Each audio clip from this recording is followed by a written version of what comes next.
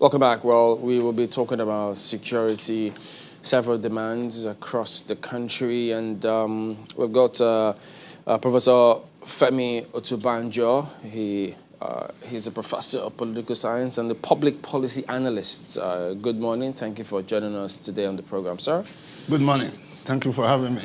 All right. We also do have Honorable Bafa Dan Agundi, who is a member of the Kano Security Council. I'm wearing several caps. Good morning, and thank you for joining us as well today on the program. All right, Prof, let me start with you here.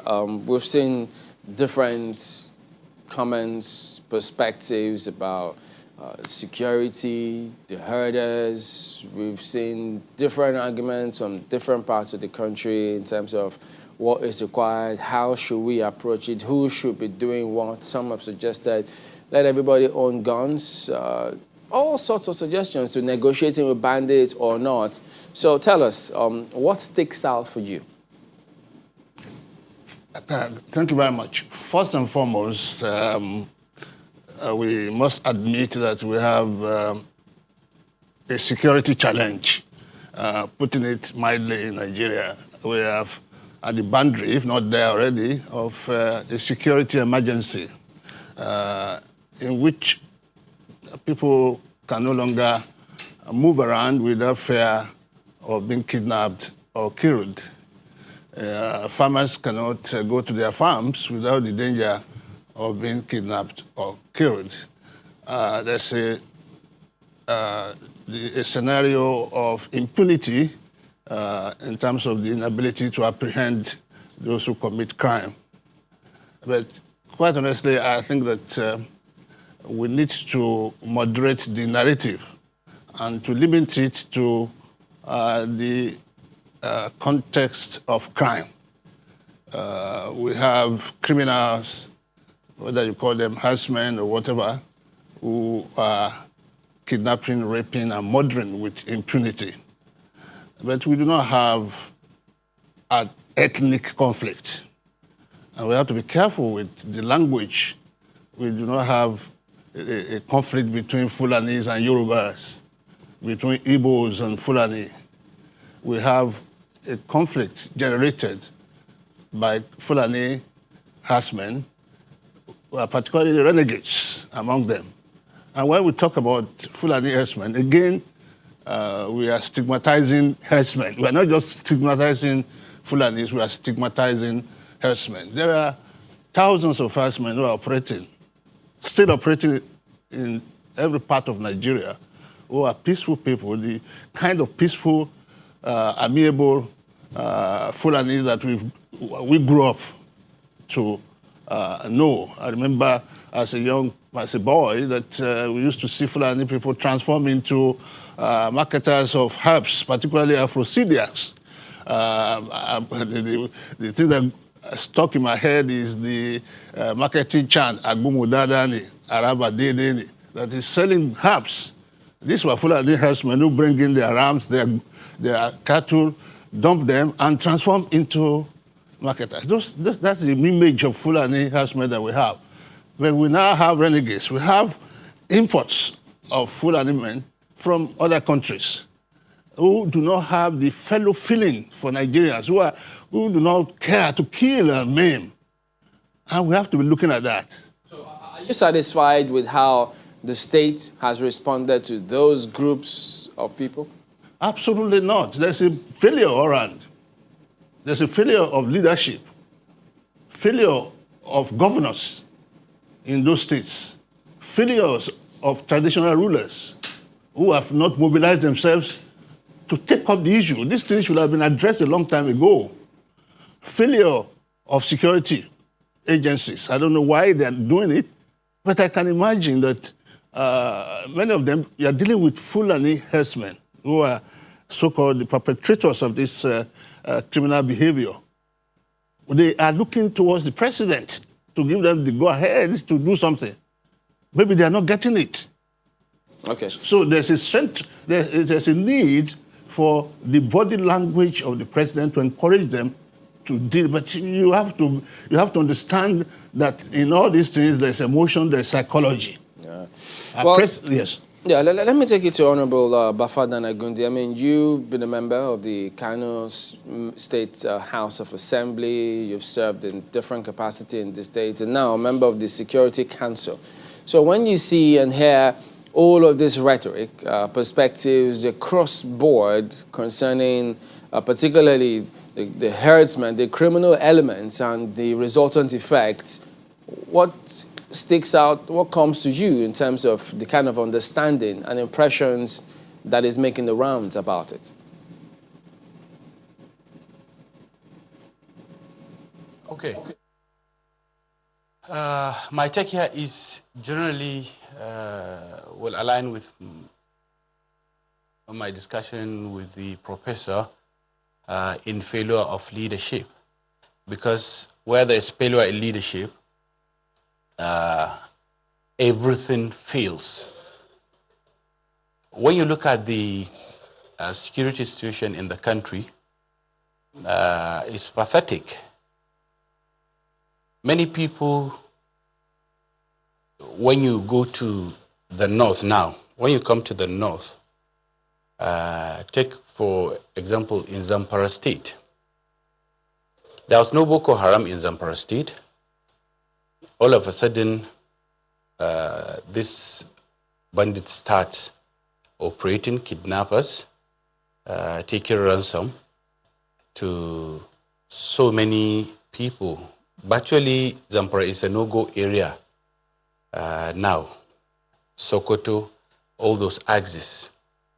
You relate all this problem with failure in leadership, failure in the security apparatus of the country. Whether you like it or not, that is the problem. If there is checks in the security network of the country, this wouldn't have been happening in all the country. All the part of the country, this part will have their own problem, another part will have their problem, another part will have their problem. And eventually what people have been agitating for original leadership will eventually be the alternative in the country. When you take, for example, the agitation in state security, police and state police, there's a lot of agitation on that. It has its own problem, the good side and the bad side. For instance now, when you allow the state governors to have their own state police, it is going to be on political affiliation. And whereby you have your security agencies affiliate with a political party, that's the end of it. So other groups will not have fairness in dealings with the security agencies in the state. And if you don't have your state, because there are some very responsible, serious governors that can do well with the state police, whereby the federal might will not be in your support. You are a whole governor, and the IG will just decide to tell you they have a problem with Mr. A or B in so state that is not an APC, or during the PDP government that is not a PDP governor.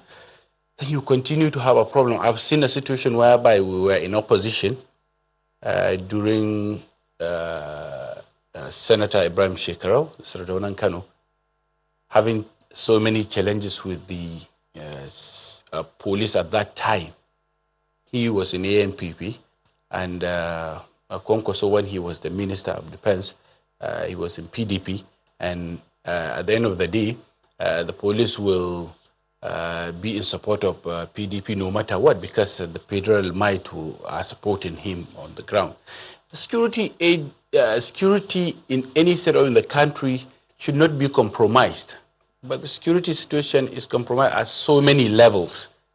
Whoever is in power, the security will work along with him, which is not supposed to be so. They need to be independent. And had it been there independent, all this problem wouldn't have been happening now. This is what I believe. Right. So, I mean, you began by saying you agree that this is failure of leadership. And, you know, sometimes when we have these conversations, seems we identify the problem, but not as well as we ought to. So failure of leadership really for people can mean different things. It can mean, is it failure of family leadership, for example? Is it failure of federal government? Is it failure of state government? Because these institutions are there and they assert their powers when they ought to. I mean, we have the federal government saying, well, this is how we want things to be done when it comes to areas of, you know, exclusive legislative list and all that. You have the police also that comes out and say, well, we're in charge of this when they want to be. So when you say failure of leadership, really, so that we can identify this problem squarely and just know where the challenge is and go for it, what do you mean exactly? Are you saying the police has failed? Because you mentioned, you know, political affiliation and the police. Are you saying the federal government is keeping quiet? Because Prof here said that, well, the body language at the center also does a lot. So what exactly does this failure of leadership mean? There's the failure is both in the federal government and at the state levels, because when a governor is supposed to be the chief security officer, in many instances it's not so. Take, for example, Borno. Though he's in an APP government, and the center also APC government, so many things were happening in that state that the governor had to come out and say at different times that this is the problem he's facing with the security situation. One, you see some making money with it, which cannot be denied. Some top security leaders make money with what is happening in the country. When you come to state level, if there is directives from above, no matter what the governor will say, they will not work with the directives of the governor or the chief security officer. And in some instances, some of the governors neglect their security apparatus in the state. They don't help them as is supposed to be so. So there is failure in both state governments and at the federal level. When you take President Buhari, he's so innocent that my take on his presidency is not supposed to be the kind of president we need at this time, because he's somebody who believes when he appoints you, you do the right thing, you do your work, which is supposed to be so. So there are no checks. The people don't do it that way. If I can give you an example, why I believe there's a failure in leadership, I'm heading an agency which I revamped in just 1 year. I have inherited virtually a collapsed organization with only 3 vehicles, operational vehicles, only 3. And within 1 year, I revived that agency with about 53 vehicles now. And it's not a magic. It's not that we go to buy those vehicles. We go to agencies where their operational vehicles are broken down. We get them, repair them, put them back on the road. So I believe, like I said, leadership is everything. General Muhammadu Buhari is a very innocent leader that this country do not need at this time. He believes in doing things right. When he gives you an appointment, go and do your job. There has to be checks, and there are no checks now. So we need an iron hand in this country, somebody who will be up and doing. If I can go back to give you an example with the governor of Borno State, what he's doing, everybody in the country believes he's serious. He gives you a job, you go and checks on you. The security apparatus in the state, he checks on them. He reports to the president on the problems. He reports to the military leadership, the police leadership on every problem. As you see it every day, broadcasting the problems he's having. So that is leadership. Definitely in that state, you know what went wrong. You can't blame the governor. He's doing what he's supposed to do. So leadership is key to everything. Well, let me bring this back to you, Prof. Over the years in this country, especially from the beginning of this Fourth Republic, even before, it would seem like, well, clearly this is what has happened. Insecurity issues have shape-shifted from the kidnappings in the Niger Delta to insurgency in the north, to banditry, to farmer herdsman clashes over the years, to all of the, kind of insecurity issues that have crept into the southwest while we're addressing what one could call such seemingly other bigger, security challenges in other parts of the nation. So here we are. In terms of leadership, is it that we didn't see these things coming, or we just gave attention to other things? Because one would expect that if insecurity was going to be an issue, security agencies would have been able to see them ahead and nipped them in the bud before they became full-grown behemoths that they have become. Yes, I think you have to understand that, like we've stated, it's a leadership problem. It is planning. It's about strategy. It's about intelligence, about vision. You have to have this. If you take the Southwest, this recent outburst of conflict over farmers and herdsmen, I mean, people had been raped, kidnapped, killed in the last year or so. And it would appear that our governors here were just watching. Our roads were being taken over gradually. Our forests were being taken over gradually. And you are watching until it became a crisis. You have to anticipate it. You have to plan towards it. And we have not done that. In some areas, when you're talking about banditry, for example, it is not, you are moving away from police work. You are moving away to the army, the military, because they are well organized, well armed, and maybe beyond the capacity of the police. So we need to look at our security strategies, but the security people need the political input. They need to be encouraged. They need to be ordered. They need to be given the resources, and they need to be given the charge.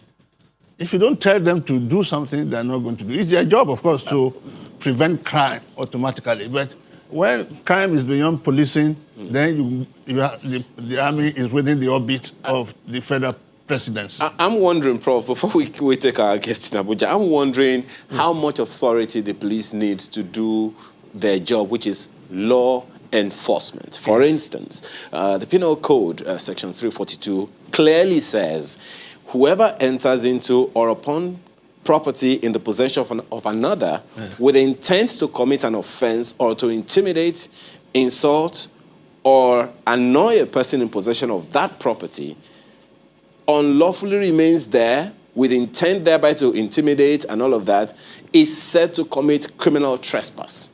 This has happened so many times in terms of this farmer-herder, crashes that we have, heard over the years in our nation. Does the police need any extra political will to do that job? Yes, the answer is yes. The police needs it. The police needs to be given the impression, not overt approval, that whatever they do will not be condemned. People have told stories of Fulani herdsmen being arrested and being released. If you are a police commissioner and you want to do your duties as it should be done, and somebody is telling you at a higher level not to do it, it's not a matter of law. It is a matter of political will, of your career. If you are an inspector, you are a DPO in the Barakwa or somewhere, and you keep harassing Fulani herdsmen, and somebody following day you see them back on the field, we won't go back to arrest them the second time. So the political approval is very important to police work. The police cannot just do what they like. All right. They can do it, but if at the end of the day they cannot see the result of their arrest, because they are not the one to prosecute, they are not the one to judge the cases, and the people you have arrested, you see them on the field, or you want to send out people, they are telling you don't go to that area, don't bother yourself, then you won't do your work. That is what is happening. So, Justin, the law respects all persons, rhetorical question there. But let's get to Abuja now. Makbe? Yes, indeed. We have our guest here in the studio. Mr. Catch Ononuju is a member of the People's Democratic Party and also an economist. And you have been watching in the last couple of weeks, or perhaps you should say months now, matters in the country. What's your take on what's been going on in the last couple of weeks, perhaps we should say? First, thank you for having me. I would say I'm very happy for the things that's been going on in the last couple of weeks and months. I, for 12 years, have sustained this attempt to inform the country that I believe going into democracy, the most existential security problem we will have will be this. And when it started, I started the monologue on television. And now, why I'm happy is that which I've been preaching is now vastly available for all to see. So those who thought I probably went over the bar have now seen that I was right all along. Why am I still happy again? Because in every community, when one or two persons see a danger, you don't solve it. It is when the entire community have now seen the danger that the town crier will go to town, sound the gong, and everybody will come, we'll put our heads together, organize, and find a way towards solving it. The crisis, it's very simple.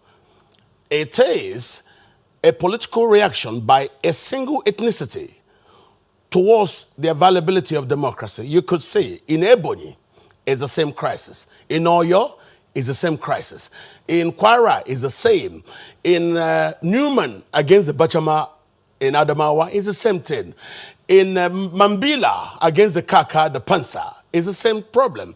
You have it also against the TV, the Igede, the Agatu, and the Doma in Benue. The same problem. Okay, so let me bring it. Sorry, Mr. Ononuju. Let me bring it home now to where we are right now, which is in Zamfara, where yesterday we saw the governor of Zamfara State receive bandits.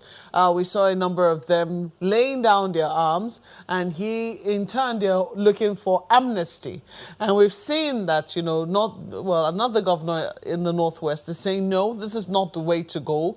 You cannot be giving people who are used to collecting huge amounts in ransom in kidnapping matters now, and hoping that they're going to take the pittance which you're offering them and hoping that they'll be repentant.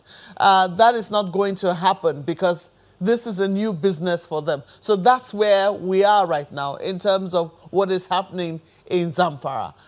Is this something you also foresaw? Yes. What you're talking about, it's the latest in the new set of uncoordinated remarks. You don't do amnesty for, as the president said, foreign bandits. President said that these are foreigners coming in from Libya, but I know these are foreigners coming in from Mali. They don't speak Hausa, they don't speak English, they speak Bambara and French. So they are not Nigerians. Are you going to do amnesty for those in Oyo, for those in Ondo, those in forests in So these are the same. These are Fulani militia bandits. They left. We started this problem in 2013 from Benue State when they left the Central African Republic. And when they came to Benue, Governor Suswan refused to cede land and they tried to kill him. Buhari became president. It continued.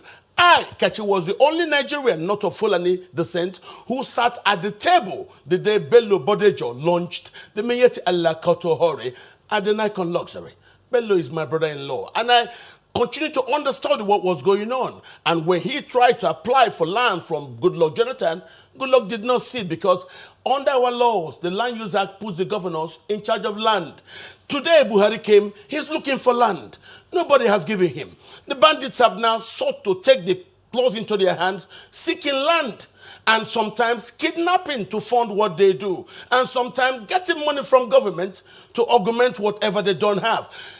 Amnesty for who? For people from Mali or people from Central African Republic? Amnesty for who? We will delve a little more into that when we come back from this break. Please stay with us.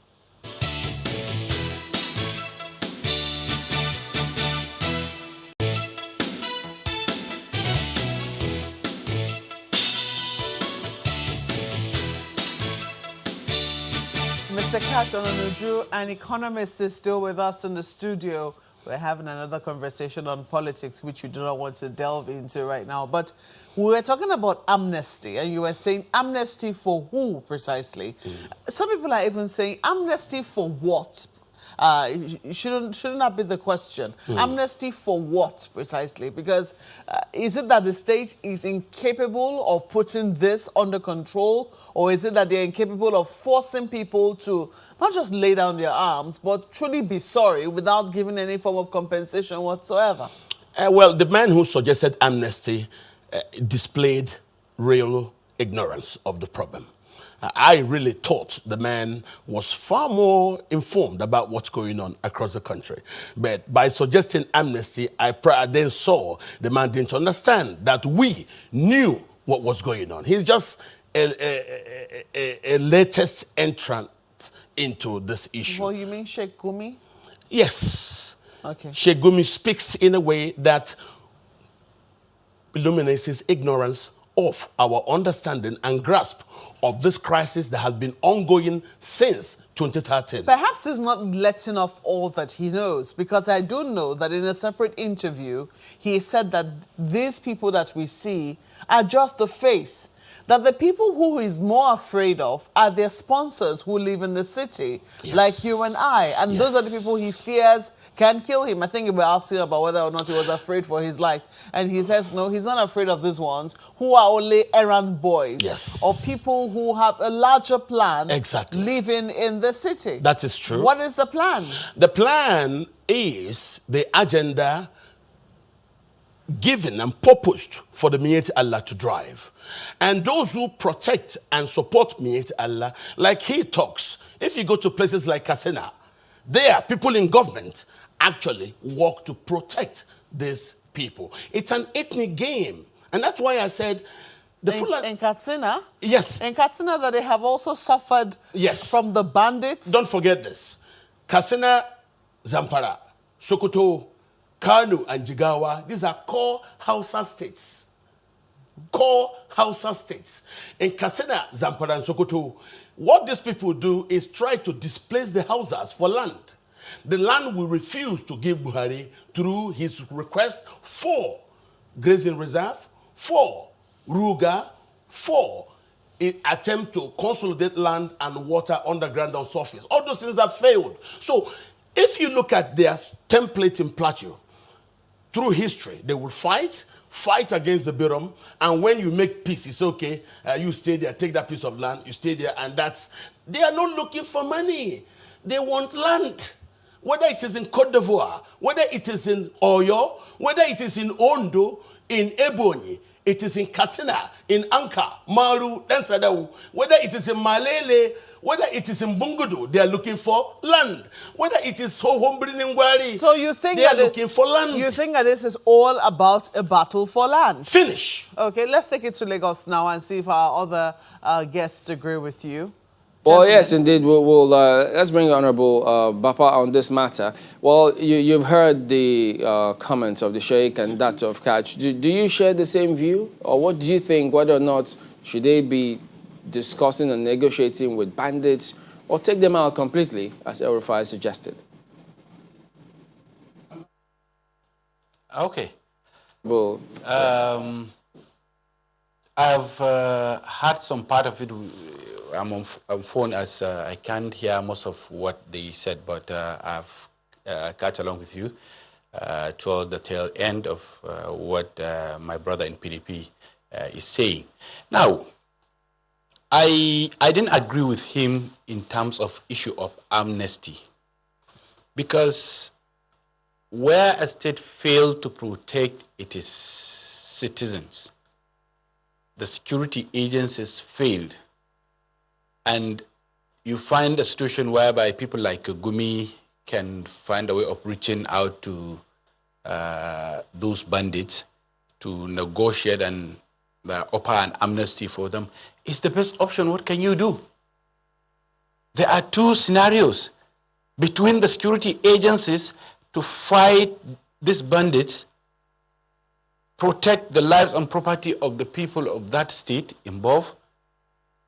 And if they cannot, how can you tell me somebody who is ready to find a way of contacting these bandits, ask them to drop their weapons, embrace peace, then you say it's not a good thing. To me, it's a very good thing.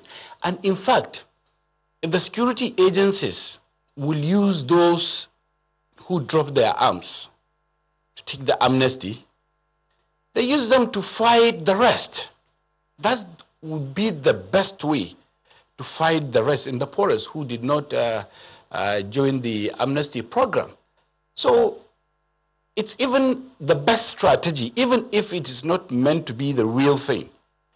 You need to carry people along. Let me give you an example.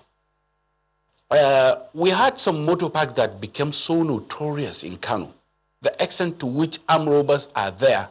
They fought the police. They shot a mobile policeman when the previous administration wants to relocate them from where they are because they cause a lot of nuisance. When I came on board as head of Karota in Kano, I started with this negotiation for an amnesty of those criminals there. By the time I got some of them, who are the majority in terms of criminality, I used them to fight the rest.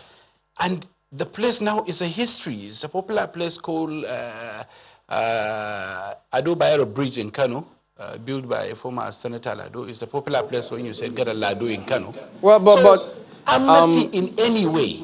Okay, but no, you know that what worked in that scenario in the States may not necessarily work for the entire country. In fact, let's let you listen to the governor of Benue State because he spoke up on a similar matter not long ago. Just listen to this and let's get your response from it.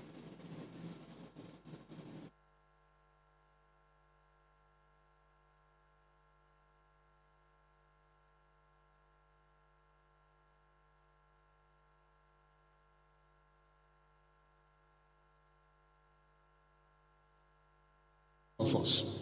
And the federal government, the presidency must act fast because time is going from north, west, northeast, north central, southwest, southeast, south. There is general insecurity. And this is being prepared by herdsmen. I want to repeat again, I have made it a petition to the presidency and to all security agencies before, that if they want peace, Mayor Tiala must be arrested. These are people who have owned up. They have taken responsibility that they have killed, they maim, they rape, and do all sorts of atrocities. And yet their leadership is in Abuja, and nobody is confronting them. And until these people are arrested, when I talk, I was being castigated. I was being vilified. Nothing bad that was not said against me. I am this and that. But the reality is here. It is not just happening to Benue State today. It is happening to the entire country. Why is the federal government being silent about this Fulani men? When will the federal government come out and criticize and arrest herdsmen carrying AK-47? When are they going to do that? What do you think of that? Okay. As far as I'm concerned, it's his own understanding. The security agencies are fighting these bandits, be it Fulani or whatever you call them, but they cannot fight them the extent to which they crush them all. But we have seen so many scenarios. The Fulanis arrested, Fulani herdsmen arrested from the forest, taken to court, some of them killed, some of them embracing the amnesty and what have you. But the reality is, I'm an APC man, but take it or leave it, there is general insecurity in the country that we cannot debate from saying. It's the fact. If you don't accept reality, you will never, you will never do what is right, what it takes for you to check all the excesses of the insecurity. So I believe there is general insecurity in the country. But sometimes people, if they want to talk, they put some sentiments, political sentiment, in their comments. You are an APC man? There's a problem in APC? Be courageous enough to say it. You are a PDP man? There's a problem in the country. Say it without affiliation of your political party. That is where you get corrections. So what the governor is saying, that the Mieti Allah is not arrested. Mieti Allah, they are not the criminals. Of course, they are trying to make the government understand where the problem is coming from. For instance, there are innocent Fulani herdsmen that are being killed all over the country. So when you kill somebody with his shapes, you know, you're a former lawmaker. What so do you expect of him if he... Yes.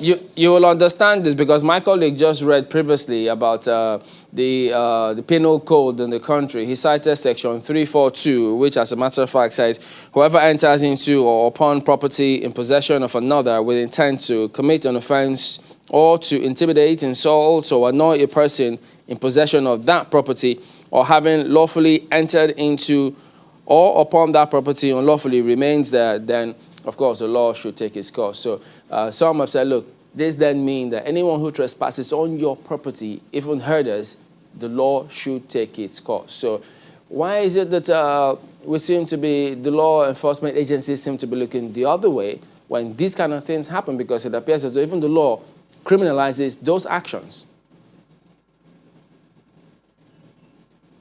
Well, it is because what the president has opted for, like what my brother in PDP said, was rejected. These people, they have their roots. They pass through those roots. In finding a way for grazing their animals, they end up entering into somebody's farm, which is wrong, which I don't believe in it. But by the time you get them land, that they will be contained within that place, put checks on them, all this thing will not be happening. So I am not saying for a Fulani herdsman to go into somebody's farm to feed his animal is the right thing to do. It's a trespass, it's criminal. But doing that, most of the routes that these cattle follow are no more. And they want to go around to feed their animals. What do you expect? All this problem will continue to happen. I don't believe in Fulani herdsmen taking their cattle to different part of the country because the situation has changed. But instead you combine them in one place, like what the state governor of Kano State is doing right now. He's doing he got a place for them in Kano. Anybody who is coming to Kano, herdman that is coming to Kano, will have a place to feed his animal. If all the state can do that, it's the best thing for us. But when you keep complaining, Mieti Allah do A, Mieti Allah do B, Mieti Allah, they are known, yes. But I have never heard when Mieti Allah leadership own up to any crime committed anywhere in the part of the country. But they are the persons of the Fulani herdsmen, and they have to speak up. When there is problem, they have to speak up. Right. And there are criminal herdsmen, Fulani herdsmen. Yes, there are. They do so many bad things within the country. I'm not deviating from that. Okay, so, well, I think we should also... Right, Honorable, just a moment. I mean, let's get this clear. This conversation is about crime, whether you call it banditry, kidnapping, violent herdsmen, or what have you. It's essentially about crime. So let me bring this to Professor Tubajo, because I know you've been following the conversation keenly. So we've talked about different reasons, but we have laws. We've referenced the Penal Code. In fact, Section 27 of the Penal Code actually says, you know what, if you engage in kidnapping, you're meant to be sentenced to prison between 10 to 14 years. And there's this, the Robbery and Firearms Special Provisions Act that is, I mean, under that act, you can be punished up to the death penalty. So the point is, we have laws, essentially. And I recall that you said earlier on that the law enforcement agents need some form of political will, as it were, to do their job. So really, we've listened to the politicians. I mean, we've listened to the member of the APC, we've listened to the member of the PDP. But when you hear all their submissions and you look at the law, it is clear. What do you think? Well, it's not about the law, really, in all respect.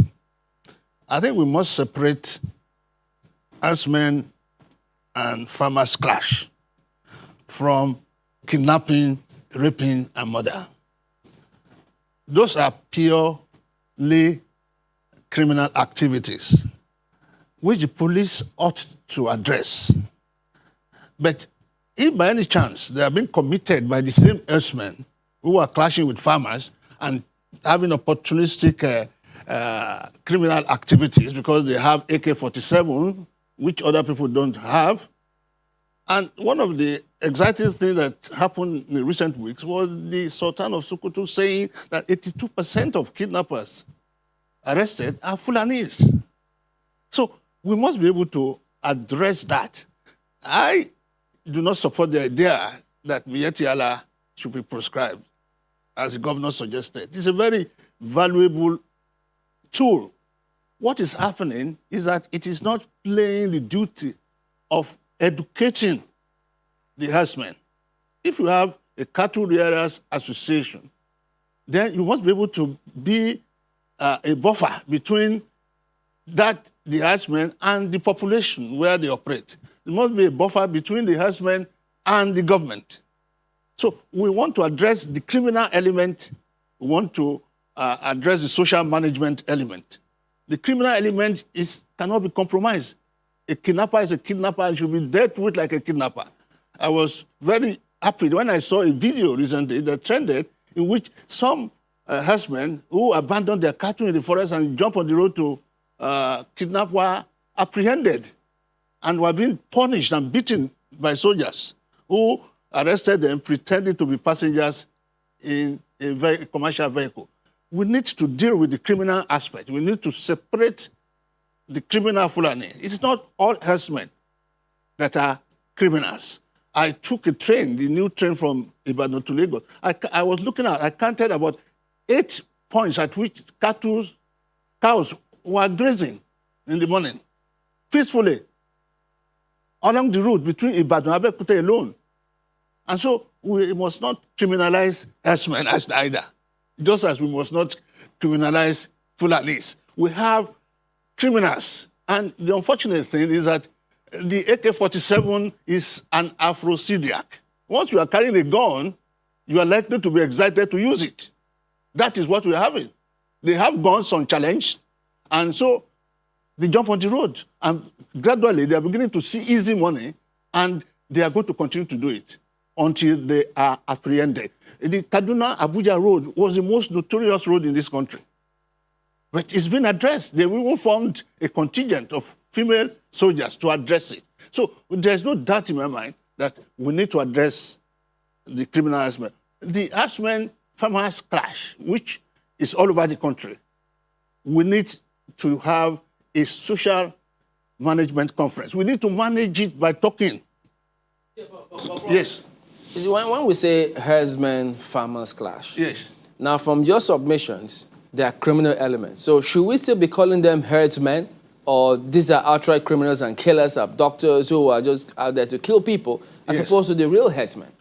I wouldn't be surprised if those who are killing have cows. We shouldn't call them headsmen, should we? Well, but you see, they are associated with cows, so... Isn't that a facade? Yes. We should call them, they are terrorists, they're criminals. They are criminals, yes. The real headsmen are doing the legit businesses. That's the way I see it. We must isolate them.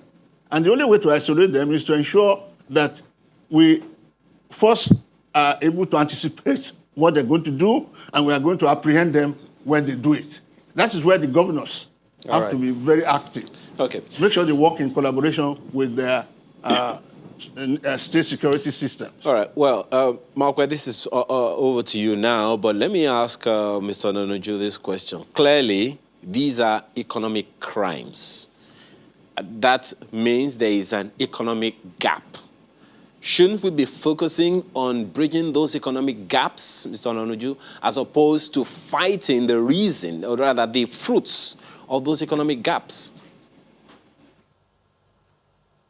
Yes, thanks for bringing that up, because I have stressed that severally. Because of the activities of these criminals who pretend and use cattle to mask their true identity, we now have the problem of food security. So if you look at the country historically, everywhere where people use motorbikes to commit crime, and it's rampant, what governors do is stop the use of motorbike in that vicinity. Anywhere people use the tricycles to commit crime, people ban the use of tricycle because of that. Now that we have had an influx of these refugees, war-weary, from Mali and other places, and they now come and use cattle to camouflage and commit these crimes. The problem is not the police. No, our police are good enough to do their job. It is the absence of political will. It's just like you employ somebody and you tell him, hey, don't arrest anybody wearing red shirt or yellow shirt. Even when you have local people apprehend such person, bring them to the stations, the next thing they will say, release him. There's order from above. That happened even in Kankara at the beginning 2 years ago. When people were killed, we went to police station to go complain. The police refused to behave. What did we do? We used 3 corpses to block the road. At each end of the road, the Kankara Huntua road, we blocked it. The Kankara Kwatarakwachi road, we blocked it. And that was how we got attention from Abuja. It is not an APC-PDP thing. Please, I'm not speaking as a PDP man. Because the people being killed in Katsina, Zamfara, and Sokoto voted for APC, and massively are APC people. It's an ethnic thing. Ethnic criminals from Mali and other countries are flooding here. The historical Fulani in Nigeria are not the people doing this. When I try speaking to some of them, they don't speak English, they don't speak Hausa, they speak Bambara and French. The gentleman sitting there and trying to give you political coloration is not doing the truth to Nigerians. The Hausas who get killed in Katsina voted for APC. So don't tell me it's a political party thing. It's not. It's not. It has to do with why do we have weakness from the top, protecting people of a certain ethnicity for their chosen kind of crime. Kidnapping, banditry, stealing, these things are crimes. They are not fighting for anybody's good. These are just criminals who cannot fit into society normally. There is a differentiation which Professor Otunbajo brought on board, which he said there is farmer-herdsman crisis. That is a separate one. And then you also have the opportunistic crimes attached to it. As a result of the kidnappings and ransom that have been paid, I think the governor of Kaduna State made reference to that these people are now getting used to easy money, and even for them to settle down with their cattle breeding is not going to be a problem, so to speak. How do we begin to disentangle? I think that's the word I'm looking for. Disentangle these different strands which are, tugging at the heart of unity in this country. So, for instance, in the north, when you have what we have in terms of when people are their villages are raided, lives are lost, the people are killed, villages are sometimes burned. We lump it under banditry. When it comes down south, it's given a different coloration. What we have are Fulani herdsmen, you know, or farmer herders crisis, so to speak. How do we begin to say it looks like this same thing is what we are all experiencing as a country? It is. Can we muster what we need to band together to push these people out of the country? Well, let me help you. 2 years ago, the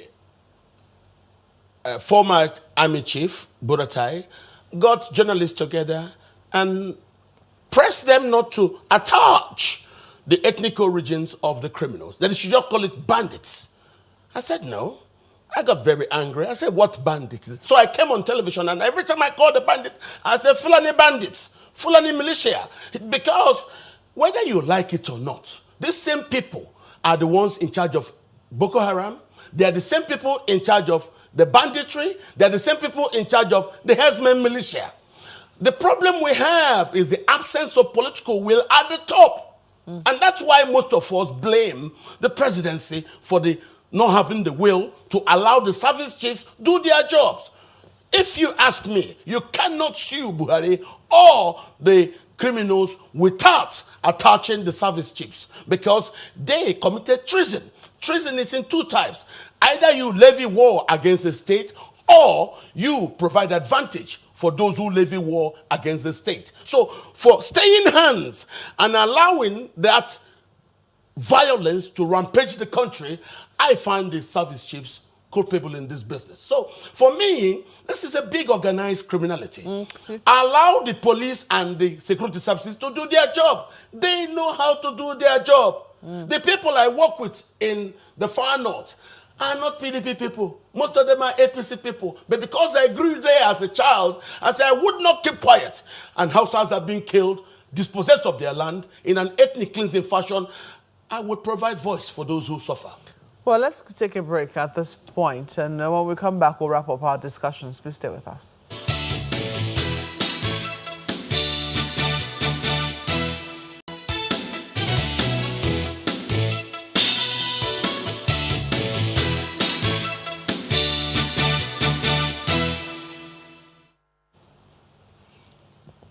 Our closing moments now with Mr. Kachin Onuju, who is an economist. Well, I really don't want to talk about political parties here, but no. The political parties have failed the country. Well, so let us bring it home now. What are your closing comments, and how do you think we can, get out of this crisis? Simple. President Buhari should become president of Nigeria for once. Embrace Wole Soyinka's suggestions. There's nothing big about it. Speak to the country. Tell us, this problem exists. Tell us you've heard from leaders. You've heard what the Sultan said. Tell them that you've heard, and you will pray that governors will listen to the examples and suggestions by Governor Ganduje. This is not rocket science. For those who are already being granted amnesty, what should be done about them? Amnesty. Nobody is holding anybody. So far, anybody arrested are released. That's been amnesty. The people telling you about amnesty have not told you what they really have in mind. They are looking for ways to start continuing to dash them money so that the periodic organized kidnappings that are staged and then used as a ploy to give them money will be removed, and then it will now be done normally on a long term. This is not the game. Let us be honest about the crisis. It's a refugee crisis. We had the same refugee crisis in 1974. And when we had that crisis in 1974, the government told us there is a refugee crisis in Lebanon when Israel occupied East Lebanon. We brought the Lebanese here, housed them in Apapa, quarter some of them in Kano. Let's be dishonest. Or let Buhari and Goodluck work well with the leaders in West Africa, so that you can solve the Malian crisis and keep the refugees back home. If you don't, the Malian crisis will continue to become like a dam. When the dam bursts, the thing will come here. Now look at them. They're going to Ibadan, going to places in Ondo to seize land. What amnesty will such people ask for? In Ebonyi. Tell me now, in Gembu, in Taraba, in Benue State, are they looking for amnesty? No, they're looking for land. But because Buhari cannot find a polite way to get land for them, this crisis persists. Well, your submissions. We have to thank you so much for coming on Sunrise Daily this morning. Mr. Catch Ononuju is an economist. And we'll throw it now back to Chamberlain in Lagos. Thank you. All right, indeed. Well, while we hang on for Mr. Wale Fakwamoda, gentlemen, let's get your concluding comments as well. Prof, you first. Yes, Prof, your concluding comments on what you think we should be doing moving forward. Well, first and foremost, we should be careful about the narrative. What is happening is not an ethnic conflict. It's not Fulani, Yoruba, Fulani, Igbo. We're talking about 85% of Fulanis are urban dwellers. So we're talking about the 10% who are herdsmen. So they do not represent the Fulanis. We must also we must be careful about the narrative of North-South. I see that the governors and some opportunistic politicians are beginning to put it that way, that the North will not accept it. It's not the North, it's about the Fulani herdsmen. There are 371 tribes in Nigeria, 315 of them are in the North. So the Fulani they are not the North, they don't become the North, the Fulani herdsmen. So we have to be careful about narrative that will lead us into escalation of a conflict that can be managed. We need our president, the president of Nigeria, President Buhari, is the most powerful Fulani man in the world. He has to work with the most influential Fulani man, the Sultan, and call these people to order.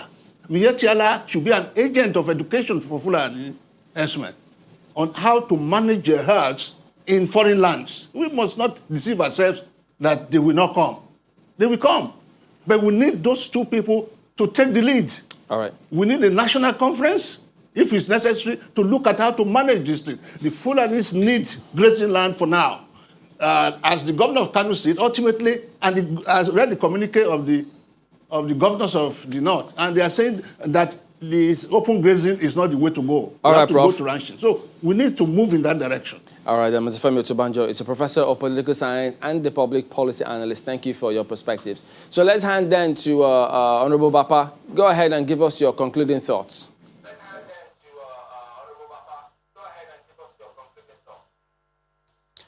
Thank you. Very sorry, I've missed most part of your discussion. The mic went off, and I need to align myself with what the two learned people said. However, I believe the federal government needs to do more. The state governments needs to do more in finding solution to the country. The security situation in the country is so pathetic that no way you can find any way of maneuvering to say all is well. There's no way. We are in a problem, and President Muhammadu Buhari needs to stand up and do more. He should not just think he's a clean person, he's doing the right thing for appointing you and allow you to work. This is supposed to be so in a developed country. But country like Nigeria, there need to be serious checks. In anybody you appoint, check on him. We believe in you, we believe in your cleanness, and I'm sure when it's not very late, it's somehow late, but not very late, things can be corrected. So let us put hands together and correct the situation, the security situation in the country and the economic situation, though it's all over the world. But we can do more, I believe. Thank you. All right, then, Honorable Bapa Dan Agundi, member, Kano State Security Council, and a former member of the Kano State House of Assembly. Thank you very much indeed for your perspectives today.